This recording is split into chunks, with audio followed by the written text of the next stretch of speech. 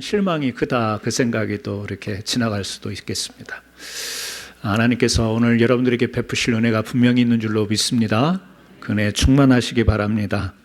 오늘 본문 말씀을 통해서 누가 내 속에 있는 것을 아는가, 이런 제목으로 말씀을 나누려고 합니다. 사람이 사람 속을 아는 것은 쉬운 일일까요? 어려운 일일까요?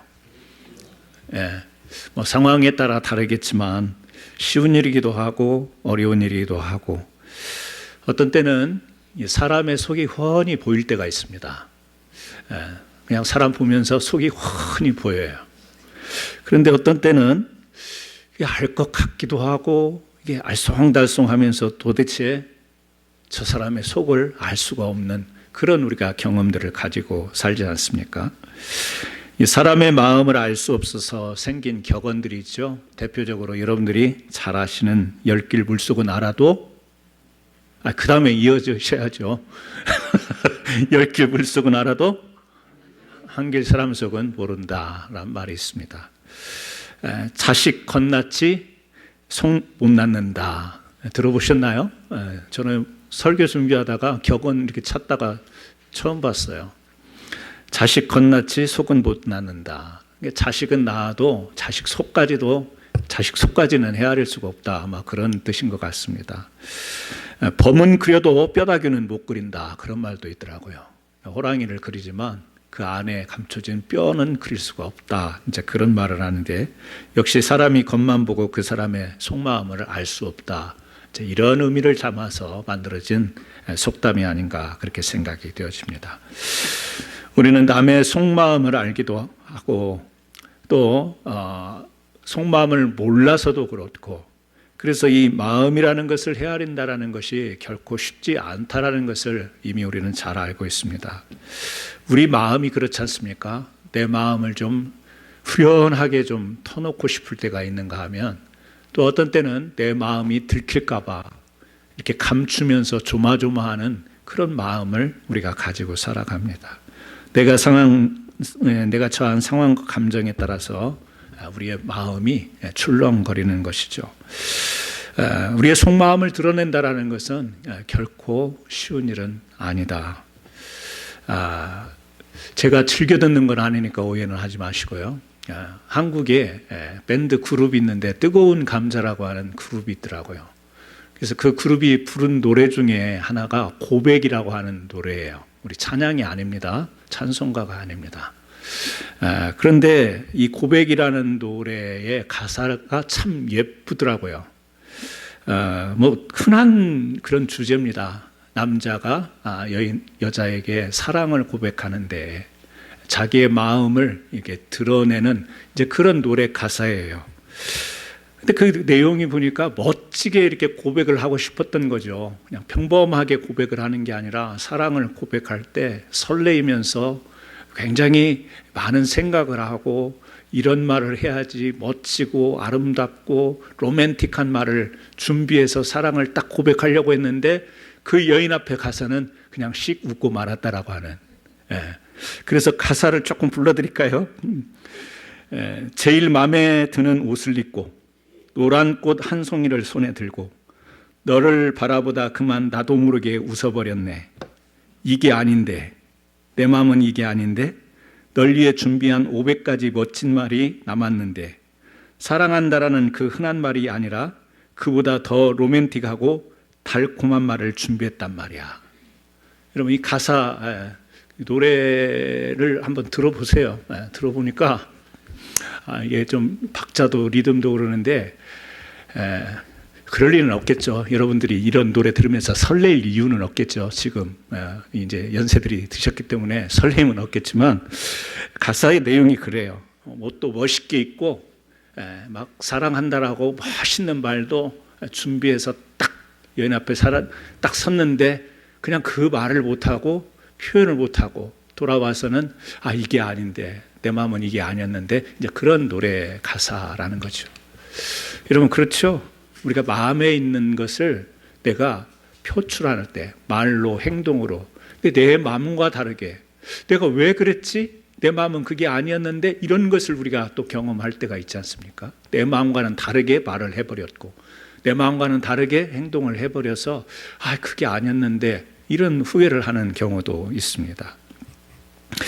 그런 것뿐만 아니라 또 우리에게 마음이 어려운 것은 뭐냐면, 나는 무게감 있게 진정성 있게 내 마음을 전달했는데 그 마음이 도착하는 사람에게는 이게 뭔가가 증발해버린 것이 있는 거죠. 나는 무겁게 비중 있게 이렇게 전했는데 받는 사람은 너무 가볍게 받아버리는, 그래서 이 내 마음의 진정성을 못 알아주는 것 같아서 우리가 서운하고 섭섭한 경험들을 아마 했을 겁니다. 사실은 내 마음이 이래서 이렇게 표현하고 이랬는데 저 사람은 그것을 너무 쉽게 생각하고 쉽게 받아들이는 것 같고 가볍게 여기는 것 같아서, 그래서요, 내가 있는 마음이 그대로 전해지는 것도 이게 보통 일은 아닌 것 같습니다. 그리고 또 우리가 이 마음속에 품은 것이 제대로 전달이 되는 것도 참 우리에게 소중한 부분의 하나가 아닌가 싶습니다. 여러분, 이렇듯 내가 내 속을 다 드러낼 수 없어서 답답할 때가 있고, 또 내 마음속에 있는데 어쩌다 보니 내 속마음과 다르게 표현되어지고 표출되는 것 때문에 힘들 때가 있고, 또 내가 내 속에 있는 것을 다 전했는데 내 마음을 받는 사람이 그것을 그대로 받지 않아서 이 마음이라고 하는 것이 고생이 되는 것을 우리가 겪고 있습니다. 그래서 사람이 사람 마음을 안다는 것은 결코 쉬운 일은 아니라는 거죠. 그런데 오늘 예수님께서 지금 요한복음 2장 여기서 하시는 말씀이 뭐냐면, 예수님은 사람의 속에 있는 모든 것을 아신다라는 겁니다. 사람의 마음을 아신다. 특히 지금 요한복음에서는 우리가 이미 배경에서 알지만 예수님이 기적을 6월절에 하셔서 기적을 행하시는 걸 보고 예수님께 믿음으로 나온 사람들을 향해서 지금 하시는 말씀이에요. 주님이 놀라운 행적을 앞에서 우리가 이제 봤듯이 가나 혼인잔치에 기적이 일어났습니다. 뒤에도 보면 기적 표적 이야기가 계속 나옵니다. 사람들이 그 표적을 보고 믿는데 그것을 향해서 주님은 내가 네 속을 다 안다, 지금 그런 이야기입니다. 사람의 속을 훤히 안다, 지금 그런 말씀이 되겠죠. 여러분, 예수님께서 지금 우리의 속을 안다 이런 말을 할 때는, 자, 기적을 보고 믿음을 붙드는 사람들, 여러분, 우리의 믿음이라고 하는 것은 기적을 통해서도 우리가 믿음을 가질 수 있습니다. 기적이 아닌 것을 통해서도 믿음을 가질 수 있습니다. 중요한 것이 믿음이니까요. 그런데 이들의 속마음은 그 믿음이 어떤 믿음이냐면 기적을 통해서 주님을 바라보는 믿음이 아니라 그 기적을 통해서 자기들이 원하는 것을 바라는 믿음이었기 때문에 그 품은 마음을 주님이 아신다고 하는 것이죠. 주님이 품으신 마음과 이 사람들이 기적을 보고 찾아온 이 사람들의 마음이 다르다라는 것을 지금 이야기하는 것 아니겠습니까? 우리가 그래요. 여기서 기적이라고 이야기하지만 사실 기적이라는 말을 이런 말로 좀 우리는 바꿔서 오늘 이해를 했으면 좋겠습니다. 뭐죠? 내가 원하는 것들, 내가 바라는 것들, 그것이 이루어질 때 우리의 믿음이 생기는 것. 여러분, 내가 뭔가 기대했는데 그것이 이루어지니까 내가 막 믿음이 생긴다. 이것은요, 정말 그게 믿음일까라고 한번 우리가 질문해 볼 수 있는 문제 아니겠어요? 자, 우리가 구약의 민수기 21장 보면 놋뱀 사건이 나옵니다. 하나님의 말씀을 불순종하고 하나님을 원망한 이스라엘 백성들에게 하나님이 불뱀을 보내죠. 그래서 불뱀에 물린 자들은 다 죽어나갑니다. 모세는 그것을 보고 견디지 못하여 하나님께 중보 기도를 하죠. 하나님 앞에 기도를 해서 하나님께서 모세에게 그러면 장대에 놋뱀을 달고 그것을 바라보는 자는 살 수 있다라고 하는 약속을 주십니다. 모세는 그대로 행하죠. 장대에 놋뱀을 들고 백성들에게 외치는 거죠. 불뱀에 물린 자들이 그것을 볼 때 나음을 입었습니다. 기적인 것이죠. 이스라엘 백성들에게 있어서는 기적인 것이죠. 그런데 이스라엘 백성들은 이 모색 광야에서 민수기 21장에서 이 바라봤던 이 놋뱀을 700년이 지난 후에도 여전히 붙들고 있는 것입니다. 여전히 700년이 지났는데도 우리 조상들이 불뱀에 물렸을 때 저것을 보고 살아날 수 있었다. 죽을 수밖에 없던 상황에서 저 놋뱀을 보고 일어났다라고 하는 것이 계속해서 이어져서 열왕기하 18장 3절 4절에 이런 말씀이 있죠. 히스기야가 그의 조상 다윗의 모든 행위와 같이 여호와께서 보시기에 정직하게 행하여 그가 여러 산당들을 제거하며 주상을 깨뜨리며 아세라 목상을 찍으며 모세가 만들었던 놋뱀을 이스라엘 자손이 이때까지 향하여 분향함으로 그것을 부수고 느후수단이라 일컬었더라. 히스기야가요, 신앙의 개혁을 일으킵니다. 우상을 타파합니다. 그 우상을 타파하는 것 중에 하나가 뭐냐면 모세가 만들었던 놋뱀을 부셔버립니다. 그리고 하는 말이 뭐냐면 느후수단이라는 말을 합니다. 이 히브리 말은 무슨 뜻이냐면 놋조각이라는 말이에요. 그러니까 이스라엘 백성들은 광야에서 우리 조상들이 모세가 어떤 저 놋뱀을 보고 살아났었는데 하면서 그것을 신기한 능력으로 이 마음속에 믿게 되는, 다시 말하면 또 하나의 우상과 같은 것을 마음속에 그렸던 거죠. 그런데 히스기야가 그것을 부수면서 뭐라고 해요? 이것은 놋조각에 불과한 것이다. 저 놋뱀이 우리를 살리고 우리를 구원하는 것이 아니다. 놋뱀이라고 하는 것은 하나님이 우리를 구원하시는 한 방편이었다. 하나님께서 우리를 구원하신 방법, 하나님을 바라봐야 되는 것이지 이 놋뱀을 바라보는 것, 이것이 우리에게 구원이 되는 것이 아니다라고 하면서 그것은 놋조각에 불과하다. 그런데요, 이스라엘 백성들은 700년 동안 그걸 붙들고 바라본 거예요. 하나님은 그 사람들의 마음을 아신다라는 거예요. 예수님은 기적을 보면서 믿음의 자리로 나온 그들의 마음이 어떤 마음인지를 속을 다 아셨다라고 하는 것입니다.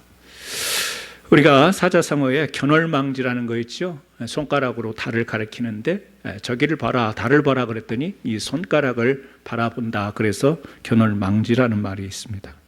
그렇습니다.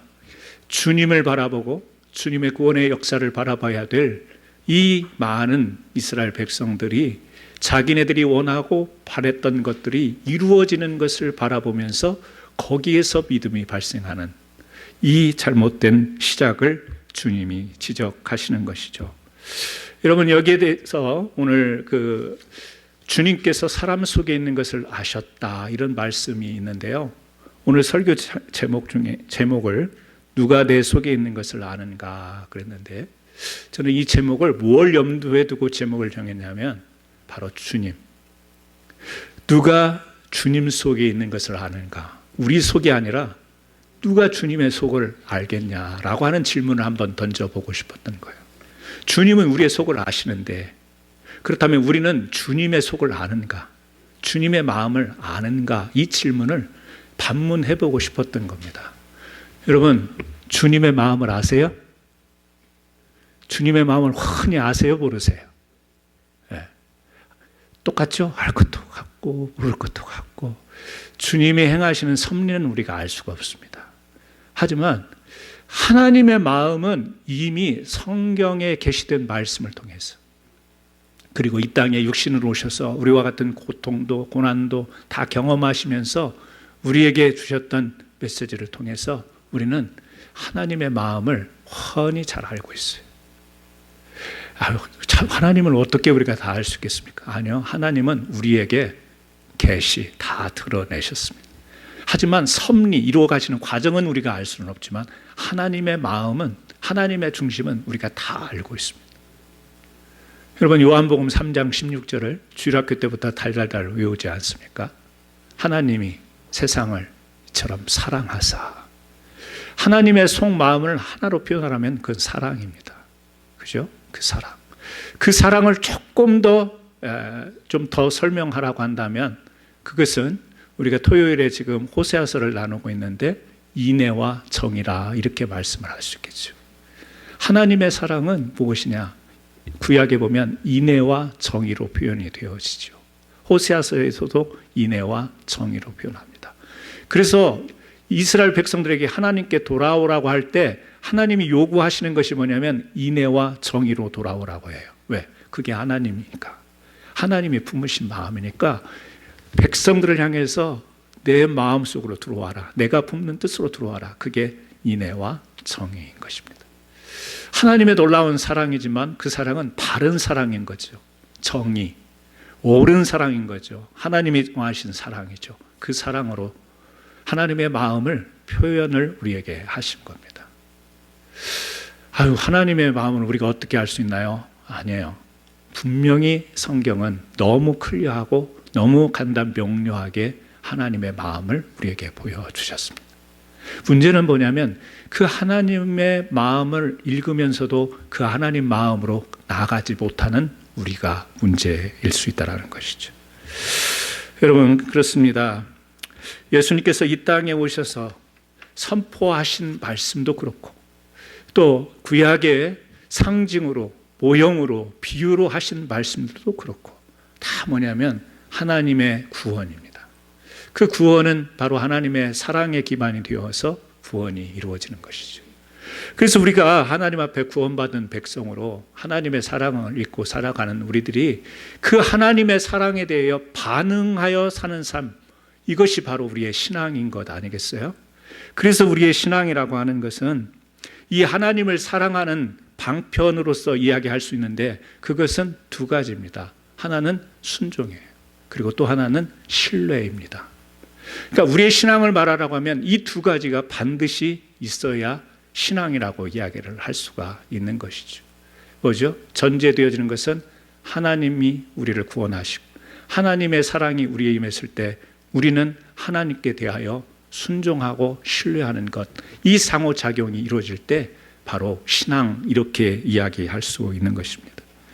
여러분, 우리가 하나님을 사랑할 때 순종하게 됩니다. 쉽게 이야기하면 순종이라고 하는 것은 내가 할 수 있는 겁니다. 신뢰라고 하는 것은 내가 할 수 없는 것을 하나님께 맡기는 것이 신뢰입니다. 순종이라고 하는 것은 내가 할 수 있는 겁니다. 예배할 수 있죠? 여러분, 기도할 수 있죠? 전도하고 선교할 수 있죠? 순종하시면 되는 겁니다. 그런데 우리가 살아가다 보면 내가 할 수 없는 일이 있죠? 그것은 하나님께 맡기면 됩니다. 왜? 신뢰하니까.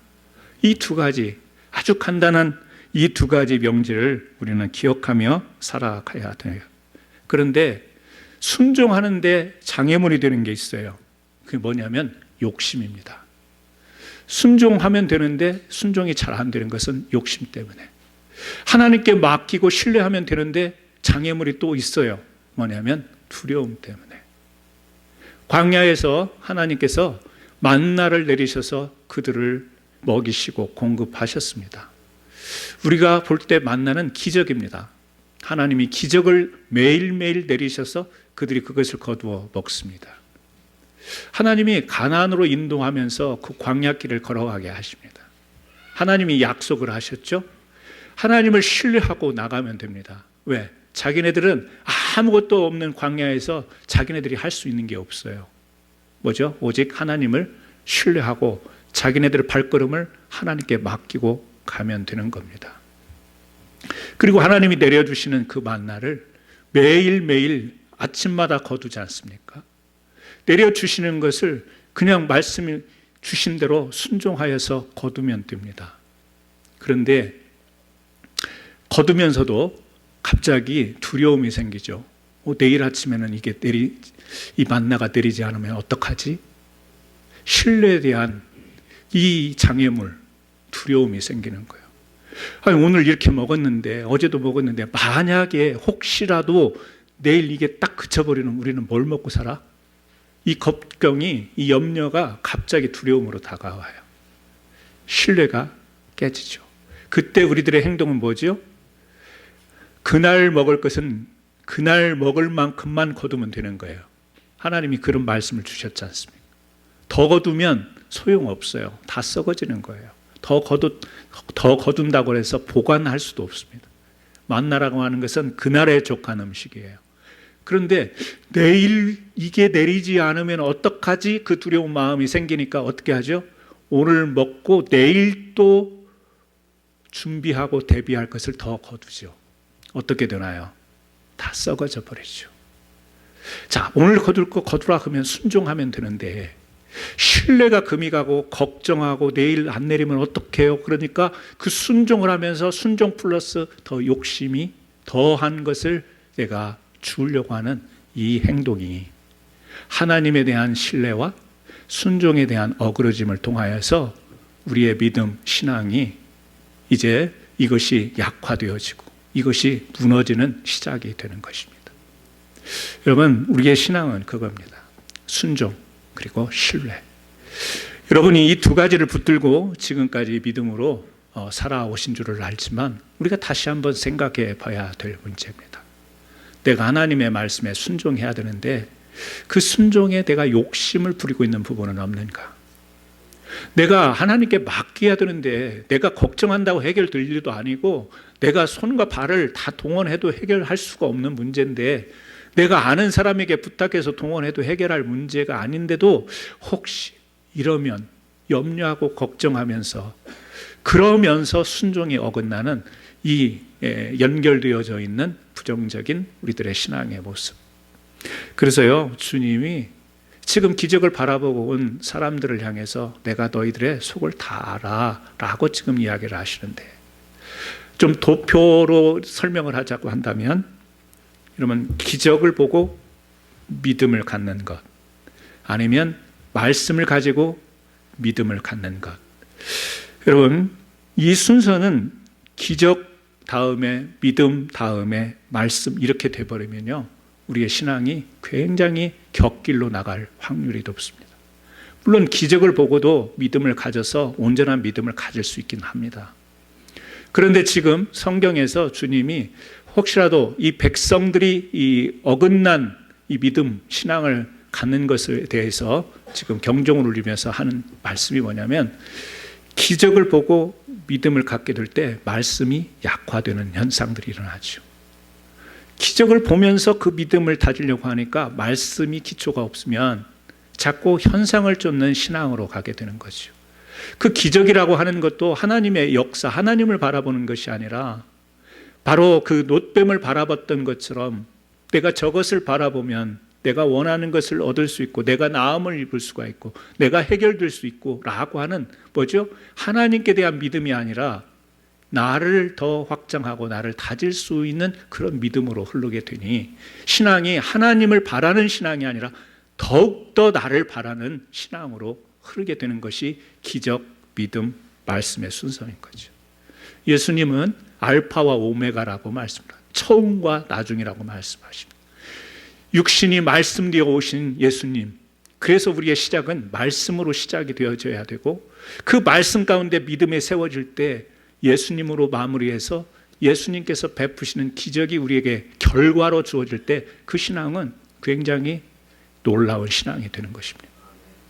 그러니까 말씀을 통해서 믿음이 다져지고 그 믿음 가운데서 결과로 하나님이 주시는 은혜로 주님이 베풀으신 은혜로 기적이 일어나는 이 신앙이 돼야 되는 거지 기적, 믿음, 말씀 아닙니다. 말씀, 믿음, 기적이 돼야 될 줄로 믿습니다. 그래서요, 이 기적이라는 것 속에 하나님의 역사가 아닌 나의 원한, 내가 바라는 것들이 이루어지는 기대, 이런 기적으로 시작하는 믿음은 금방 식게 되어 있습니다. 금방 시험 들게 되어 있고 주님에 대한 확신이 들지 못합니다. 기적을 맛보지 못하도록 말씀 가운데 역사하시는 하나님, 성령의 기름 부으셔서 그 말씀이 자기에게 생명의 말씀으로 다가오는 사람들이 다져진 그 믿음이라는 것이 어떤 상황이 다가와 환난과 역경이 와도 견디는 믿음, 버티는 믿음, 이기는 믿음으로 승리하는 믿음으로 나갈 수 있게 되는 줄로 믿습니다. 그래서 우리가 두 가지를 항상 그렇게 기억하면 되겠습니다. 시작은 말씀으로, 마무리는 예수님으로. 우리가 할 수 있는 것은 순종, 할 수 없는 것은 신뢰. 성경책 앞에다 좀 크게 매직으로 써놓든지요. 그래서 잊을만 하면 한 번씩 바라보면서 여러분의 믿음이 사그러들지 않도록 보면서 우리의 마음을 다시 한번 재집질하고 다시 한번 보면서 우리의 믿음을 새롭게 하는 그러한 은혜가 저와 여러분에게 있기를 주의 이름으로 축원합니다. 여러분, 순종과 신뢰는 자기의 의지 그거 가지고 되는 게 아니지 않습니까? 순종과 신뢰를 잘 하려면 말씀과 기도로 채워야 됩니다. 채웁니다. 제가 우리 강아지를 보면서 그런 생각을 많이 해요. 하루에 밥을 2번 주거든요. 어떤 때는 내가 저 강아지만큼만 밥 먹으면 내 몸을 유지를 잘 하겠다. 강아지에게요, 강아지가 막 더 먹으려고 달라들면 그만 먹어. 딱 아침 저녁 딱 정량만 주거든요. 그 이상은 주지를 않거든요. 왜? 이 강아지가 뚱뚱해지면 안 되잖아요. 뭐 무릎에 무리도 온다고 그러고. 그래서 딱 먹을 만큼만 딱딱 주고 더 먹으려고 하면 못 먹게 냉정하게 합니다. 근데 저는요, 이렇게 과식하면 안 되는데 그러면서 또 먹잖아요. 먹을 만큼 먹고 뭐 그 정도 먹으면 하루 일상생활에 충분한 에너지를 발휘할 수 있는 것을 먹고도 어떻게 하죠? 과식하면 안 되는데 그러면서 웃으면서 먹잖아요. 그리고 밤에도, 아침에도, 낮에도 이거 먹을 만큼 먹었는데 그러면서 계속 먹어요. 먹어대는 게 인간이에요. 사람이에요. 저를 보고 웃지만 여러분은 안 그런 척 하지 마세요. 여러분도 마찬가지예요. 얼마나 과식들 많이 해요. 내가 봤어요. 우리 성도님들 뷔페 가면 먹는 거 드시는 거 내가 다 봤어요. 야, 권사님 되게 많이 드신다. 이 생각이 말로는 못하지만 속으로 저 연세에 저렇게 많이 드셔도 부대끼지 않을까 그 생각이 들 정도로 많이 드신다고. 그래요. 먹는 것은 우리의 육신의 양식은 우리의 이 탐욕 이게 있어요. 그런데 우리가 하나님의 말씀과 기도는 얼마나 채우면서 우리가 살아갑니까? 바닥이 나도 바닥이 난 줄 모르고 하는 거죠. 기도의 양이 그렇게 간당간당 하는데도 전혀 부족함을 못 느낍니다. 말씀이 내 마음을 움직이고 내 삶을 움직여야 되는데 말씀이 나를 움직여지지를 못하는 거예요. 그러니까 내가 자꾸 다른 지식으로 보는 것으로 듣는 것으로 나를 움직이려고 하니 내 마음은 그게 아니잖아요. 여러분의 마음은 그게 아니지 않습니까? 아까 노래 가사처럼 여러분의 마음은 하나님께 가 있잖아요. 내 마음은 이게 아닌데 내 마음은 하나님께 가 있어요. 근데 실제 사는 모습을 보면 하나님의 마음과 멀어진 삶을 살고 있어요. 이게 아닌데 왜 그래요? 채우지 못해서 그런 거 아니겠어요? 채워야 될 거 아니에요. 기도와 말씀을 채워야. 너무 뻔하고 아는 말씀인데 실제 우리가 그것을 못하고 살아가는 것입니다. 왜 그런 줄 아세요? 우리는 결과를 눈에 보면서 확인하면서 살아가려고 하는 성향을 가진 존재이기 때문에 그렇습니다. 뭔가 결과를 봐야 직성이 풀리지 않습니다. 이거를 해결을 하고 가야 2다리 뻗고 잘 수 있는 게 우리 사람의 성향 아니에요? 그래서 내가 이만큼 기도했으면 이 기도에 대한 응답을 내가 봐야 기도할 마음이 또 생기는 것이고요. 이 말씀을 보면서 이 말씀이 내 생활에 실질적인 열매가 맺혀지는 것으로 봐야 말씀을 붙들 마음이 생기는데 기도를 해도 말씀을 봐도 변화도 없고 뭐 이렇게 다가오는 것도 없는 것 같고 그러다 보니 우리의 믿음의 열정이 기도와 말씀이 식는 경우가 많지 않습니까? 우리가 좀 우화나 실질적인 자연 세계 속에서 교훈을 많이 얻습니다. 그 다람쥐가 겨울에 도토리를 줍는다고 하잖아요. 도토리를 이제 자기가 이제 겨울 내내 먹을 수 있는 그것을 이제 물어다가 땅에다가 이렇게 숙여 놓은대요. 근데 그 동물학자가 한 이야기 중에 이 도토리를 막 입으로 막 몇 개씩 물어다가 땅 속에다 묻는 이 다람쥐가 겨울이 되면 그것을 찾을 확률이 10분의 1밖에 안 된답니다. 열심히 물어다가 막 심어놔요, 어딘가에. 근데 겨울이 돼서 찾아 먹으려면 10분의 1밖에 못 찾아 먹는다는 거예요. 그런데 그게 그러면 10분의 1밖에 못 찾아내는 이 다람쥐의 수고는 헛된 것인가? 이게 질문이에요. 그런데 이 산에서 자연스럽게 일어나는 현상은 뭐냐면 그 못 찾아 먹은 도토리 때문에 나중에 참나무들이 거기에서 막 일어났다는 거죠. 따져보면 당장 이렇게 먹을 것을 찾는 것은 손해보는 것 같지만 나중에 보면 그 산에 그 다람쥐가 몇십 년 동안 몇십 년 동안 살겠어요 만큼은 하지만 몇십 년 몇백 년을 먹고 살 참나무가 그 숨겨놓은 도토리를 통해서 다시 싹이 나고 자라난다라는 그런 이야기를 들어봤습니다. 여러분, 우리의 기도가 도토리는 아니고 우리의 말씀이 도토리는 아니지만 어떤 때는 이게 헛수고 같기도 합니다. 읽어도 오는 게 없는 것 같고, 어떤 사람은 말씀을 보다가 불을 받았다고 그러고, 어떤 분은 말씀을 보다가 말씀대로 기적이 일어났다고 하고, 어떤 분들은 기적이 기도했더니 바로 하나님이 응답 주셨다고 하는데 나한테는 아무런 그런 일도 벌어지지는 않은 것 같아서, 결과를 눈에 봐야만 시원하고 결과를 눈에 봐야만 뭔가 동기부여가 되는데 그게 없는 것 같아서 유야무야 기도가 약해지고 말씀이 약화되는 그런 삶을 살아가요. 여러분, 우리가 알지 못하는 어느 때인가 하나님께서 마치 그 도토리가 자라서 참나무 숲이 되듯이 그런 은혜가 있는 줄 믿으시기를 바랍니다. 그건 신뢰입니다. 하나님께 맡기고 그렇게 역사하실 하나님, 왜? 내가 할 수 없는 일이지 않습니까? 신뢰하는 것이고, 우리가 말씀으로 기도로 채우는 것은 순종하면 됩니다. 여러분이 눈 감고 손 모으면 기도할 수 있습니다. 여러분이 걸어나가서 사람 만나면 전도하고, 여러분이 조금만의 물질과 기도를 통해서 후원하면 선교할 수 있는 겁니다. 할 수 있습니까? 없습니까? 근데 왜 순종 안 하십니까? 제가 오늘 여러분에게 따지듯이 하는데 하나님의 질문입니다. 우리 속을 향해서, 우리의 속마음을 향해서 지금 질문하시는 거라고 저는 생각합니다. 여러분, 하나님의 마음을 헤아리고 하나님의 마음을 아는 것, 여러분이 신앙 가운데서 하고 있는 일 아닙니까?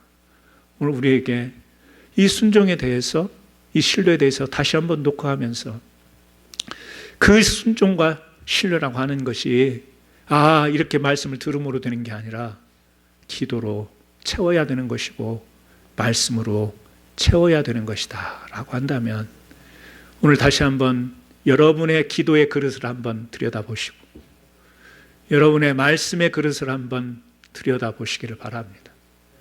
감사한 것은 우리 사랑하는 성도님들이 성경 통독을 몇 년 동안 이렇게 하면서 나름대로 말씀을 묵상하고 말씀을 큐티하고 있는 것을 제가 알고 있습니다. 그것이 얼마나 감사하고 또 목회자에게 있어서 그것이 뿌듯한 일인 줄 모릅니다. 그분이 묵상한 것이 내게 오는 것이 없다 할지라도 그것이 감사한 일입니다. 저는 우리 사랑하는 성도님들이 지금까지 해오신 것 잘 하셨을 거고, 또 어떤 분들은 미처 또 삶에 너무 쫓기다 보니 기도와 말씀을 채우지 못한 분도 있을 겁니다. 오늘 이 말씀을 나누면서 오늘 주님께서 친히 사람 속에 있는 것을 아셨습니다. 우리를 감시하면서 모든 것을 안다고 하시는 말씀이 아닙니다. 우리의 마음속에서 그 하나님의 사랑을 받을 수 있는, 속으로 꽉 차기를 바라는 마음으로 주님이 주신 말씀으로 보여집니다. 하나님은 오늘 또 우리를 사랑하고 계시고, 하나님은 오늘 또 우리의 구원의 반석 위에 세우셔서 여러분들이 인애와 정의로 살아가시면서 여러분의 삶 가운데 당장 어떤 결과가 일어나지 않더라도 하나님이 약속하신 것을 신뢰하고 오늘 해야 할 일, 내가 할 수 있는 일에 순종하면서 나가는 이 고귀한 신앙이 여러분의 삶의 내용이 되고 신앙의 내용이 되기를 주님의 이름으로 축원합니다. 이 시간 우리 같이 한번 기도합니다. 하나님, 우리를 너무 잘 아시지 않습니까? 지금 내 영적 상태를 잘 아시고 내가 지금 믿음에서 식어버린 그런 상태에 놓였다면 혹시라도 그것이 내가 의도적인 불순종 때문에 하나님의 뜻보다는 내 뜻이 앞서 있어서 내가 혹시라도 그 신앙의 열정이 식어 있지는 않습니까? 다시 한번 순종할 수 있고 하나님을 신뢰할 수 있는 마음으로 회복시켜 주옵소서. 우리 같이 시간 한번 기도 드리시겠습니다. 기도합니다. 하나님 아버지, 기적을 바라보고 믿음의 자리로 나왔던 많은 이스라엘 백성들을 향해서 주님은 말씀하셨습니다. 모든 사람을 아시며 친히 사람 속에 있는 것을 아시는 주님께서 기대하시고 원하시는 것은 예수 그리스도를 이 땅에 보내시는 그 놀라운 사랑을 이 백성들이 깨닫고 하나님의 사랑 안으로 젖어드는 것이었습니다. 하나님은 인애와 정의를 가지고 온 백성들을 부르시며 참된 구원의 백성으로 살아가기를 원하십니다. 하나님, 이 사랑을 받은 우리들, 그러나 오늘 또 살아가면서 순종과 신뢰보다는 하나님, 나의 걱정과 염려 때문에 순종 위에 욕심이 더해지고 신뢰에 두려움이 더해지는 삶 속에서 헤매고 있지는 않습니까? 다시 한번 말씀과 기도의 체험을 통하여 하나님 앞에 우리가 할 수 있는 순종, 또 하나님께 맡길 수 있는 신뢰를 가지고 다시 한번 우리의 신앙을 다져나갈 수 있도록 도와주옵소서. 예수님의 이름으로 기도드리옵나이다. 아멘. 찬송.